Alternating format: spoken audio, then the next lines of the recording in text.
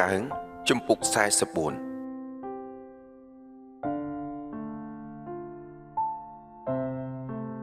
អោព្រះជាម្ចាស់អើយដូនតាយើងខ្ញុំធ្លាប់រៀបរាប់ឲ្យយើងខ្ញុំបានលឺផ្ទាល់នឹងត្រចៀកនៅស្នាព្រះហស្ថទាំងប៉ុន្មានដែលព្រះអង្គបានធ្វើនៅជំនាន់របស់លោកគឺតាំងពីយូរអង្វែងណាស់មកហើយដោយសារព្រះបារមីរបស់ព្រះអង្គបានបណ្ដេញប្រជាជាតិនានាចេញពីស្រុករបស់ខ្លួនហើយយកប្រជារាស្ត្ររបស់ព្រះអង្គឲ្យមកនៅជំនួសព្រះអង្គបានធ្វើទោសសាសទាំងនោះដើម្បីឲ្យប្រជារាស្ត្ររបស់ព្រះអង្គពង្រីកទឹកដីប្រជារាស្ត្ររបស់ព្រះអង្គពុំបានចាប់យកទឹកដីនេះដោយសារអាវុធរបស់ខ្លួនឡើយហើយគេក៏ពុំបានយកជ័យជំនះដោយសារកម្លាំងរបស់ខ្លួនដែរគឺគេទទួលជ័យជំនះដោយសារឫទ្ធានុភាពនិងព្រះចេស្តារបស់ព្រះអង្គព្រោះព្រះអង្គស្រឡាញ់ហើយគប់ព្រះハរតីនឹងពួកគេ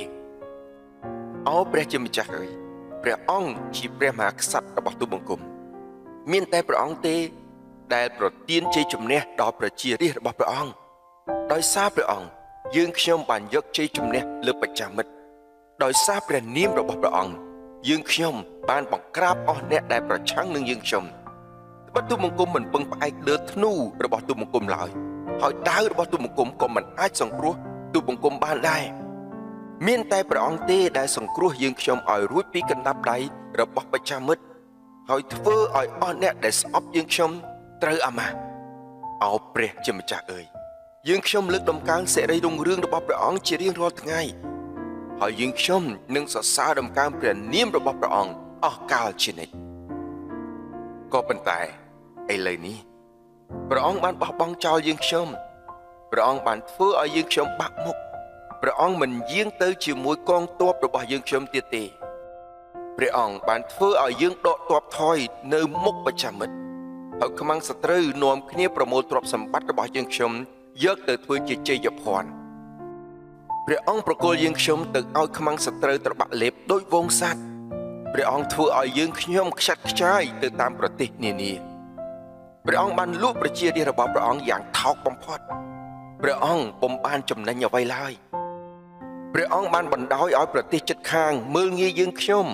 ប្រជាជាតិដែលនៅជុំវិញនាំគ្នាសើចចំអកលក់លើយដាក់យើងខ្ញុំ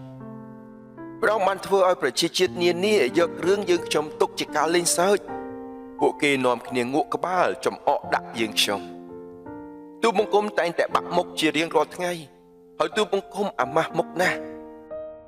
នៅពេលឮសូរខ្មាំងសត្រូវដែលចងគំនុំនឹងយើងខ្ញុំនាំគ្នានិយាយបន្ទាស់បង្អាប់បន្ទាបបន្ថោកយើងខ្ញុំអោព្រះម្ចាស់អើយហេតុការណ៍ទាំងនេះកើតមានចំពោះយើងខ្ញុំទោះបីយើងខ្ញុំពុំបានបំភ្លេចព្រះអង្គហើយទោះបីយើងខ្ញុំពុំបានផ្ដាច់ចំណងសម្ព័ន្ធមេត្រីជាមួយព្រះអង្គក៏ដោយយើងខ្ញុំពុំបានបែកចិត្តចេញពីព្រះអង្គទេហើយយើងខ្ញុំក៏ពុំបានឃ្លាតចាកពីមាគ៌ារបស់ព្រះអង្គដែរមិនគួរណាព្រះអង្គបំបោះបង់ចោលយើងខ្ញុំនៅកន្លែងដែលមានសត្វសាហាវព្រមទាំងឲ្យយើងខ្ញុំធ្លាក់ទៅក្នុងកណ្ដាប់ដៃរបស់មច្ចរាជតើប្រសិនបើយើងខ្ញុំបំភ្លេចព្រះនាមព្រះនៃយើងខ្ញុំ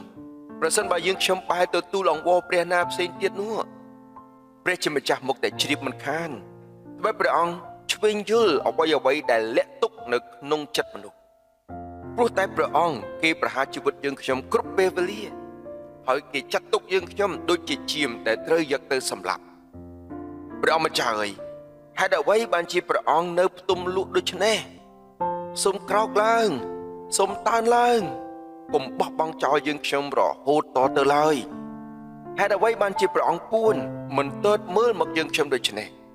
ហេតុអ្វីបានជាព្រះអង្គបំភ្លេចយើងខ្ញុំដែលកំពុងតែវេទនានឹងត្រូវគេជិះជាន់ដូច្នេះត្បិតគេជន់ឈ្លីយើងខ្ញុំក្នុងធូលីដីយើងខ្ញុំបរាជ័យផ្កាប់មុខនៅនឹងដីសូមក្រោកឡើងសូមជួយសង្គ្រោះយើងខ្ញុំផងដោយព្រះハរតីមេត្តាករុណាចំពោះយើងខ្ញុំសូមរំដោះយើងខ្ញុំផង